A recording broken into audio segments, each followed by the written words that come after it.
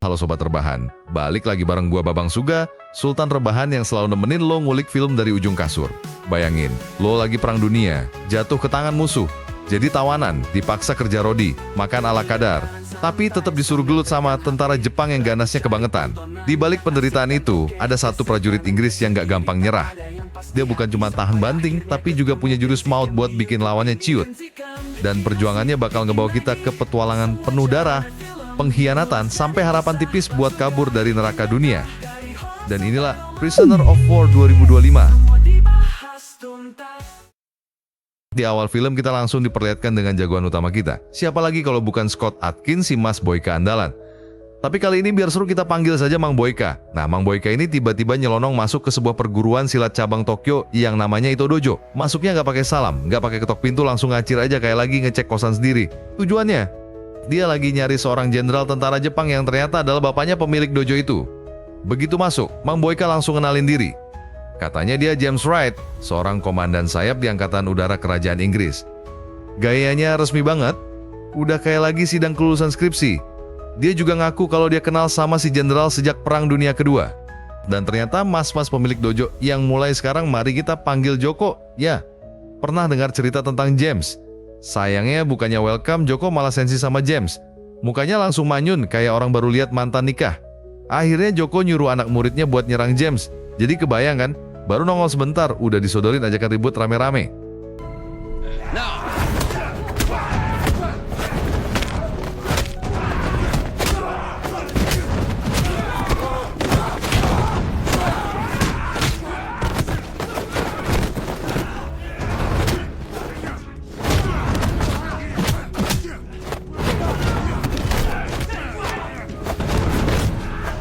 Dan tentu saja James dengan enteng bisa ngalahin murid-murid dojo itu. Nggak pakai banyak tenaga, udah kayak bapak-bapak ngamuk gara-gara wifi lemot. Setelah beres, James akhirnya mulai buka cerita tentang masa lalunya bersama sang jenderal. Kisahnya mundur ke masa Perang Dunia Kedua ketika Jepang lagi getol-getolnya menduduki Filipina.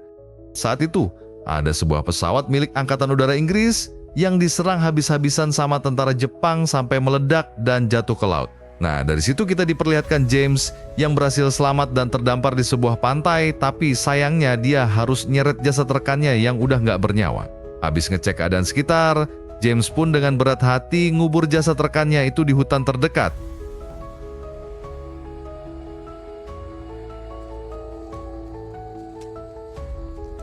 Keesokan harinya, pasukan tentara Jepang yang lagi patroli di hutan nemu sebuah kuburan yang masih basah. Mukanya langsung curiga. Dan begitu mereka mulai nyisir lokasi lebih jauh, tiba-tiba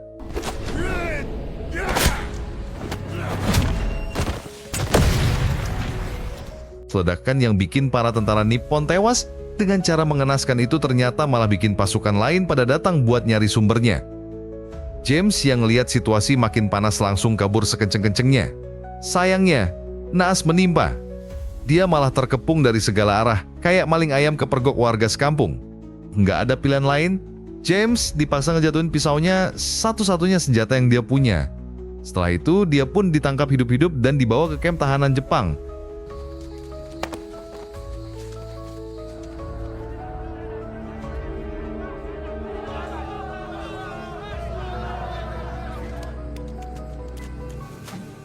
Begitu James sampai di camp, suasana langsung absurd.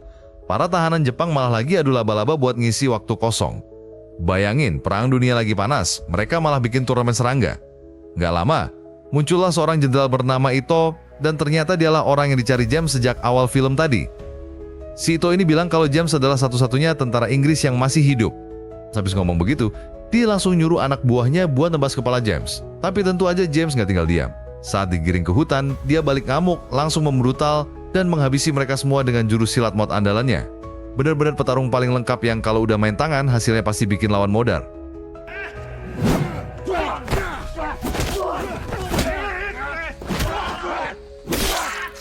Usai membantai para tentara Jepang, James langsung cabut dan sempat ngambil pisau dari salah satu korban. Dalam pelariannya, dia sempat nemu bangkai pesawat yang udah jadi rongsokan. Sayangnya, begitu balik lagi lari ke tengah hutan, James malah kejebak jebakan Batman. Naas banget, pisaunya ikut jatuh bikin dia nggak bisa ngapa-ngapain lagi. Hasil, James kembali digiring ke kamp tahanan oleh Kapten Panjul, lalu langsung diseret menghadap Jenderal Ito. Begitu tahu James udah bikin 3 anak buah dekatnya tewas, si Ito pun murka. Dia ngancam kalau besok James bakal dibalas habis-habisan. Sleep well, but tomorrow you die. Setelah itu, James dibawa masuk ke barak tahanan dan mulai berkenalan dengan penghuni lain. Ada si abang brewok yang tampangnya udah kayak dosen filsafat dan ada juga Gabriel, tentara angkatan darat Amerika. Mereka ngobrol ngalor ngidul, saling cerita gimana nasib bisa nyasar sampai jadi tawanan di tempat neraka dunia ini. Di tengah obrolan, James sempat bahas soal kemungkinan kabur. Tapi ada satu orang bernama Jones, bukan jomblo ngenes ya, langsung matiin semangatnya. Katanya mustahil banget buat keluar hidup-hidup. Semua yang pernah nyoba pasti ketangkep lagi. Satu-satunya jalan keluar cuma ikut pawai kematian, yaitu kalau tahanan udah dianggap nggak kuat kerja rodi.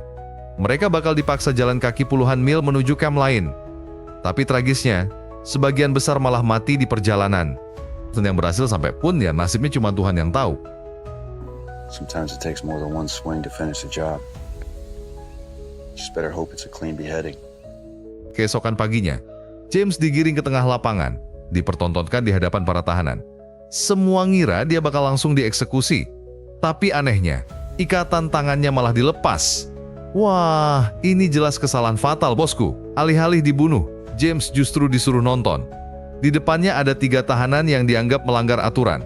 Mereka dipaksa gelut melawan jagoan andalan Ito, si pendekar favorit. Situasi jadi kayak tontonan gladiator tapi versi kam tahanan.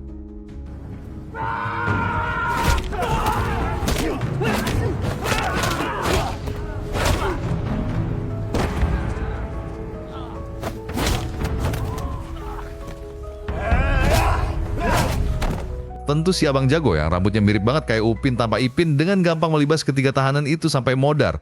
1 lawan 3, semua habis dibantai. Tapi pertunjukan belum selesai. Kini tiba giliran si abang jago Baiwan. Duel langsung dengan jagoan kita semua, James.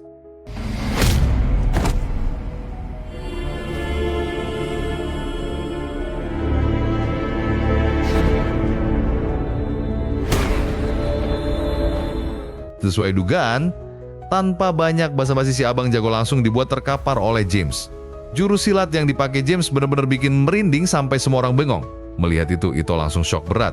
Wajahnya berubah, moodnya anjlok dan dia pun masuk ke tenda pribadinya dengan muka kusut. Gak lama kemudian, Kapten Panjul datang menemuinya, mendesak supaya Ito segera menghabisi James.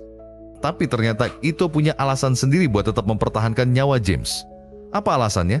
Entah hanya Ito dan Tuhan yang tahu. You will meet his end soon enough. Di sisi lain, James akhirnya diajak ketemu sama komandan para tahanan, yaitu Kapten Collins. Karena udah lihat langsung kehebatan James di arena, Collins pun nyambutnya dengan baik. Mereka lalu nongkrong bareng, minum-minum tipis bareng tahanan lain, kayak reuni kecil-kecilan di tengah neraka dunia. Di situ James mulai cerita tentang asal-usulnya. Katanya dia lahir di Inggris, tapi besar di Hong Kong. Dari situ akhirnya kita tahu kalau keahlian silatnya James bukan kaleng-kaleng. Dia pernah latihan di Hong Kong, Thailand, sampai Jepang. Pantesan jurusnya komplet. Tapi nggak lama James dipanggil lagi buat menghadap Ito. Nah, Ito ini penasaran banget dari mana James belajar silat. Soalnya jurus yang dipakai James termasuk jurus terlarang. Kemungkinan besar Ito bahkan tahu siapa gurunya. Sebagai peringatan, Ito lalu menggores pipi James dengan pedang samurai alias katana. Pesannya jelas, awas, nyawamu bisa melayang.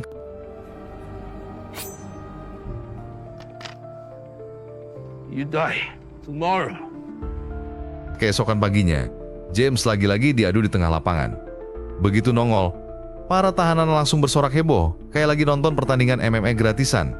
Suasana riuhnya bener-bener kayak konser kampus. Bedanya kali ini lawannya bukan cuma 1 orang, tapi 3 prajurit andal itu sekaligus.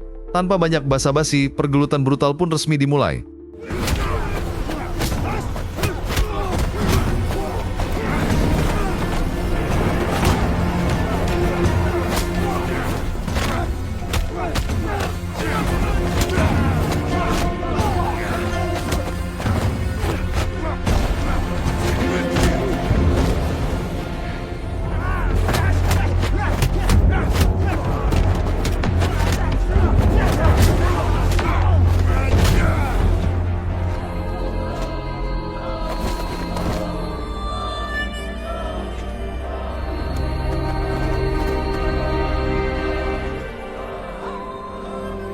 Dan ya udah nggak perlu diraguin lagi, tentu saja James berhasil ngalahin ketiga prajurit itu.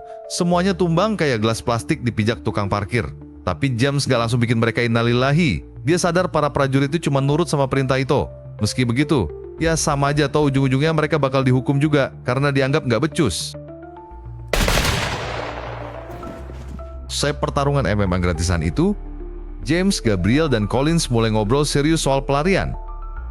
Soalnya kalau tiap hari harus gelut, badan bisa rontok juga, Bung. Dari situ James ngelontarin ide nekat, nyolong salah satu radio buat cari bala bantuan. Awalnya Gabriel dan Collins agak ragu, tapi akhirnya mereka setuju juga. Rencana gila itu pun dieksekusi saat kerja Rodi bikin pagar benteng. Gabriel sengaja bikin ribut gede-gedean buat ngedistraksi semua penjaga termasuk yang ada di tower. Begitu keadaan lengah, James langsung endap-endap naik ke atas tower buat ngambil radio.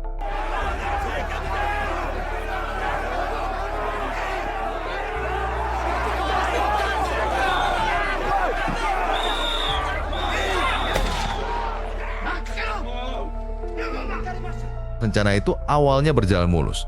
James berhasil dapetin radionya dan siap-siap mau kabur dari tempat persembunyian. Tapi pas lagi keluar, dia malah berpapasan sama seorang suster. Situasi sempat tegang, kirain bakal ketahuan. Ternyata si suster ini justru ada di pihaknya. Alhasil James, Gabriel, dan Collins bisa bernafas lega karena misi radio mereka sukses besar. Keesokan paginya, para tahanan dipaksa nonton sebuah hukuman sadis buat yang melanggar aturan. James dan Collins yang ngeliat itu langsung dak dikdukser, deg-degan gak karuan. Ternyata ada dua tahanan lain yang ketahuan masuk ke area terlarang. Di bawah rintik hujan, itu dengan wajah dingin memerintahkan anak buahnya buat langsung mengeksekusi kepala mereka berdua. Suasana jadi makin mencekam kayak neraka turun ke bumi. Hai, antek-antek asing! Let this be a lesson. Malamnya, James bareng Bang Brewok mulai menginterogasi Jones. Mereka yakin banget kalau Jones tahu jalur yang dipakai dua tahanan tadi buat kabur. Setelah didesak habis-habisan, akhirnya Jones buka mulut juga. James pun langsung beraksi di tengah malam. Dia bikin tipuan di barak supaya kelihatan kayak lagi tidur, lalu mengendap keluar berkat bantuan Bang Brewok. Saksinya berhasil, James sukses keluar dari area kamp tahanan. Gak lama kemudian tangan kanan itu datang buat ngecek para tahanan. Anehnya, meskipun dia sadar James udah ngebohongin mereka, mas-mas yang bakal kita panggil Jono ini malah diam aja. Bikin bingung, apa jangan-jangan dia sebenarnya ada di pihak para tahanan?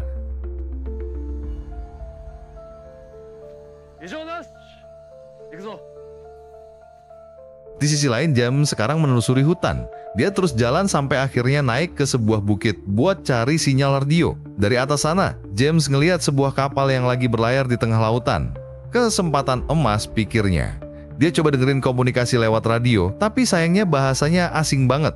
Ternyata itu bahasa Navajo, yang bikin James bengong karena nggak paham sama sekali.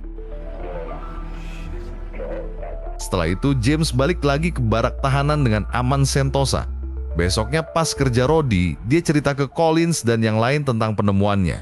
James meyakinkan mereka kalau pasukan Amerika udah makin dekat karena dia dengar komunikasi pakai bahasa Navajo. Nggak lama kemudian, James dipanggil oleh Ito. Si jenderal ini penasaran banget soal bahasa Navajo. Dia bahkan nyuruh James buat belajar bahasa itu dengan imbalan bakal diampuni. Tapi James bukannya nurut, malah jawabnya tengil abis. Alhasil Ito auto ngamuk, mukanya langsung merah padam. And I'll teach the lot of them.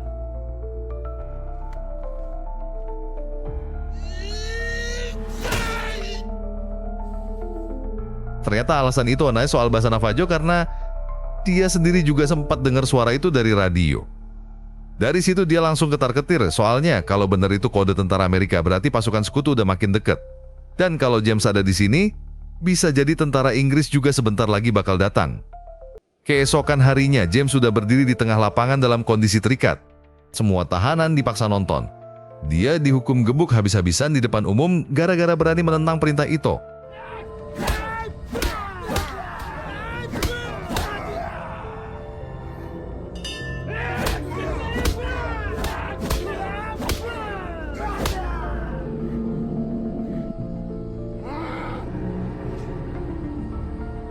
Begitu ikatan tangannya dilepas dalam kondisi udah babak belur, James malah dipaksa buat lawan para tentara yang tadi baru aja ngegebukin dia. Situasi bener-bener gak adil, kayak orang disuruh balap lari tapi kakinya udah keseleo. Awalnya James kelihatan pasrah, udah hampir nyerah, tapi gak lama kemudian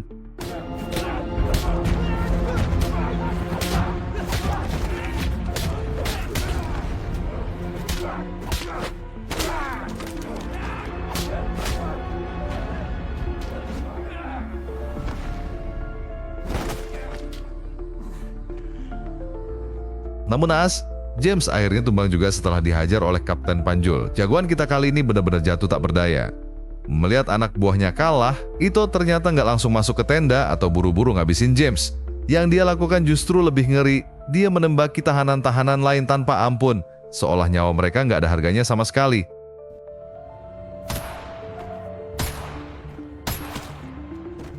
Setelah peristiwa itu, James langsung semaput dan baru sadar 3 hari kemudian. Begitu melek, dia ditemani seorang suster yang bakal kita panggil saja Tere. Di sini Tere mulai cerita tentang nasibnya sebagai tahanan Ito CS. Sayangnya, menurut Tere mustahil banget bisa kabur dari tempat yang udah kayak neraka dunia ini. Malamnya, James terbangun dengan pedang katana nongol tepat di depan mukanya. Rupanya itu sendiri datang menjenguk. Bukan buat simpati tapi cuma buat memastikan James sembuh, supaya bisa dipaksa gelut lagi di pertempuran selanjutnya. Kata-katanya pun masih sama, siap-siap, karena nyawa lo masih jadi permainanku. Tonight, you rest. Tomorrow I die. Yes, I know. Disinilah itu akhirnya belak-belakan. Dia ngaku kalau selama ini sengaja mempermainkan nyawa James setelah ngelihat jurus tangan kosongnya. Entah apa hubungannya, masih jadi rahasia. Sementara itu di luar sana situasi makin kacau. Udah ada tanda-tanda jelas kalau tentara sekutu sebentar lagi bakal datang. They're coming. Tapi menurut Ito, kalau sampai tentara sekutu beneran datang, maka nggak akan ada satupun yang selamat dari pertempuran. Setelah itu James dikembalikan lagi ke barak tahanan dan kumpul bareng Gabriel serta Bang Brewok. Di tengah obrolan, Jones tiba-tiba nemuin selebaran yang jatuh dari langit. Di situ tertulis pesan dari Jenderal Douglas MacArthur, intinya Jepang bakal dimintai pertanggungjawaban atas semua penyiksaan, kelaparan, dan kematian di kamp tahanan ini. Buat para tahanan lain, kertas itu kayak angin segar. Tapi bagi James, justru jadi kabar buruk. Dia khawatir Ito bakal ambil langkah nekat, kamikaze, alias bunuh diri bareng malaikat maut dengan ngajak semua prajurit sekaligus para tawanan supaya habis tak bersisa. Singkat cerita, James dan Gabriel baru aja balik setelah ngecek glider alias pesawat layang yang sebelumnya sempat dilihat James di hutan. Mereka pulang dengan harapan baru, tapi nasib berkata lain. Pas mau masuk lagi ke barak, tiba-tiba mereka berpapasan sama seorang tentara Jepang. Refleks, James langsung ngehajar si tentara itu tanpa basa-basi. Demi melancarkan aksinya, James juga ngajak Jono buat kerjasama. Setelah diancam, Jono akhirnya mau membantu. Berkat itu, mereka bisa balik ke barak tepat waktu tanpa bikin curiga siapapun. Besok paginya, semua tahanan dikumpulin di lapangan. Kali ini giliran Collins yang dihukum gara-gara insiden penyerangan seorang tentara Jepang semalam. James yang ngerasa bersalah coba jujur buat nyelamatin sang kapten. Tapi sayangnya karena Collins semalam ketangkep basah, seolah baru aja ngebunuh si tentara, pengakuan James nggak dipercaya. Alhasil, tanpa banyak basa-basi, Collins dipaksa gelut melawan jagoan andalan Ito.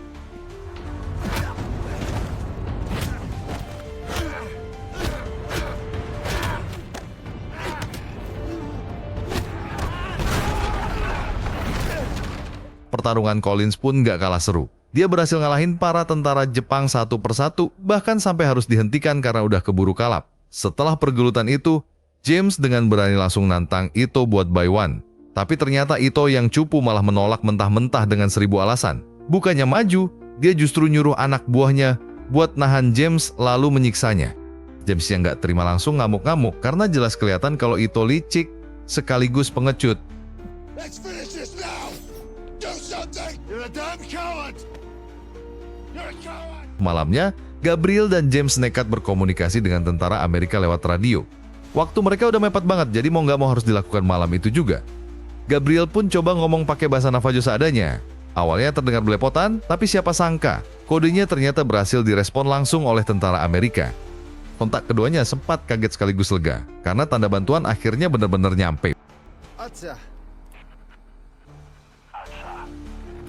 Anam na between Atsa.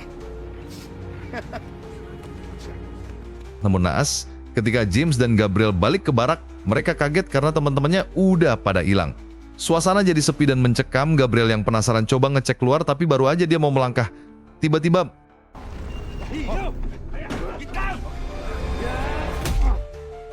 keesokan harinya, James dan Gabriel terbangun di sebuah gubuk dengan kondisi terikat. Untungnya, gak lama kemudian Suster Tere bersama temannya datang membantu mereka kabur. Tere lalu cerita, tak lama setelah James ditangkap, sebuah pesawat milik tentara sekutu terbang di atas kamp tahanan. Ternyata pesan radio mereka benar-benar cepat direspon oleh Amerika. Sayangnya, kabar itu bikin Ito panik bukan main. Dia langsung memilih jalan bengis melakukan pembunuhan massal. Dan begitu James keluar dari gubuk, benar aja pembantaian udah pecah di mana-mana.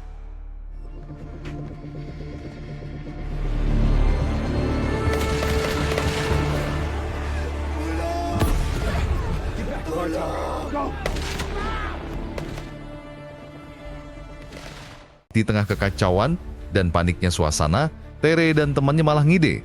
Mereka pura-pura sakit, niatnya buat caper ke penjaga tower biar diperhatiin. Begitu penjaga tower turun untuk ngecek, duo cewek itu langsung pasang aksinya. Berkat aksi gokil Tere dan temannya, James dan Gabriel akhirnya bisa naik ke atas tower. Dari situ, Gabriel langsung sibuk berkomunikasi dengan tentara sekutu lewat radio. Sementara itu James gak tinggal diam. Dia berusaha keras menyelamatkan teman-teman tahanannya yang udah diambang maut, hampir dibantai di tengah lapangan.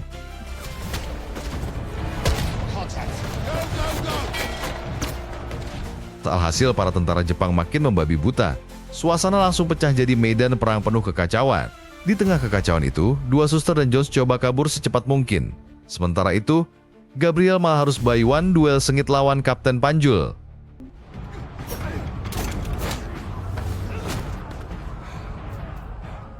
Ketika Gabriel udah hampir kalah melawan Kapten Panjul, untung saja Collis muncul di saat yang tepat.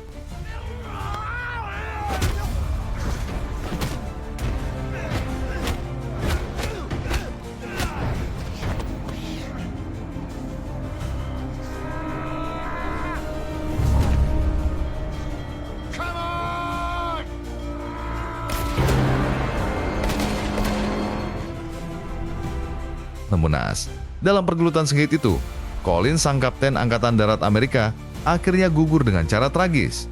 Pengorbanannya jadi tameng terakhir buat nyelamatin Gabriel. Sementara di sisi lain, James lagi sibuk mencari Ito. Sampai akhirnya dia nemuin sang jenderal di dalam ruang pribadinya. Tanpa basa-basi, duel pun dimulai. Mereka saling buy one menggunakan pedang katana, layaknya duel samurai yang mempertaruhkan nyawa.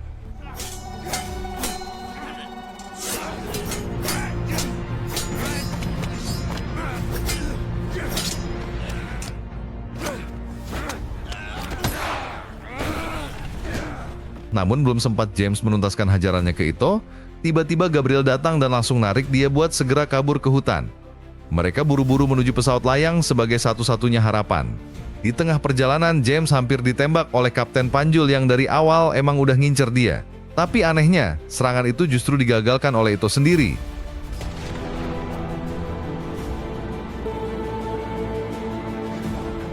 Entah apa isi pikiran Ito ini, saya bingung, editor bingung, penonton pun juga bingung. Musuh, bisa-bisanya nolong jagoan. Tapi tanpa buang waktu, James dan teman-temannya langsung fokus mempersiapkan pesawat layang yang rencananya bakal ditarik sama pesawat bantuan. Di tengah kesibukan itu, pasukan tentara Jepang mulai merangsek maju, berusaha menghentikan mereka. Tapi tiba-tiba... Saat itu James sempat ngeliat Jono, si tentara baik yang diam-diam ada di pihak tahanan. Tewas tertembak, tapi kondisi udah terlalu genting, gak ada waktu lagi buat meratapi nasibnya. Akhirnya, James dan teman-temannya berhasil juga diselamatkan dari kamp tahanan.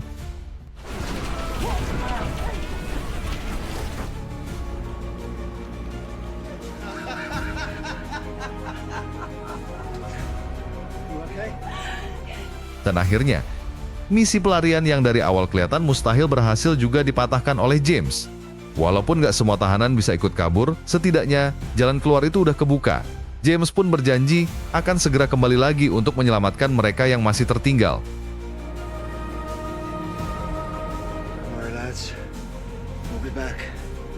Dan flashback pun selesai.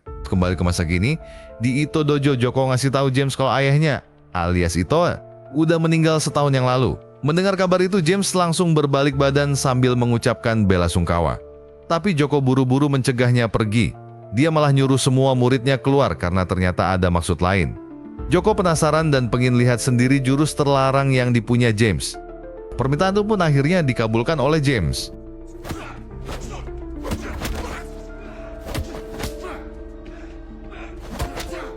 Tapi ternyata, James tetap gak mau pakai jurus terlarang yang katanya paling mematikan. Dia masih nahan diri main aman aja. sontak Joko langsung protes keras. Dia ngotot, maksa terus sampai akhirnya James terpaksa menunjukkan kebolehannya yang asli.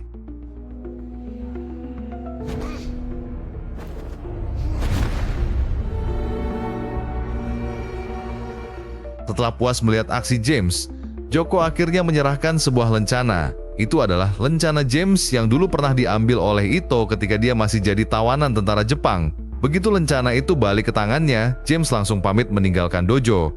Dan di titik itu, film pun resmi tamat. Nah sobat rebahan, itu dia kisah penuh darah, pengkhianatan dan perjuangan dari James yang akhirnya bisa balik dengan lencana kebanggaannya. Dari cerita ini kita bisa ambil pelajaran, kalau sekecil apapun harapan jangan pernah dilepas. Karena kadang satu langkah nekat bisa jadi jalan menuju kebebasan. Jadi ingat ya, hidup ini kayak film, penuh drama, plot twist, dan karakter yang gak disangka-sangka. Tinggal kita aja mau nyerah di tengah jalan, atau terus gaspol sampai ending. Babang Suga pamit dulu, Sultan Rebahan yang selalu nemenin lo ngulik film dari ujung kasur. Jangan lupa like, share, sama subscribe, biar lo nggak ketinggalan kisah seru lainnya. Cerita bareng Suga, masalah jadi pergi. Hei para sultan, rebahan bukan dosa.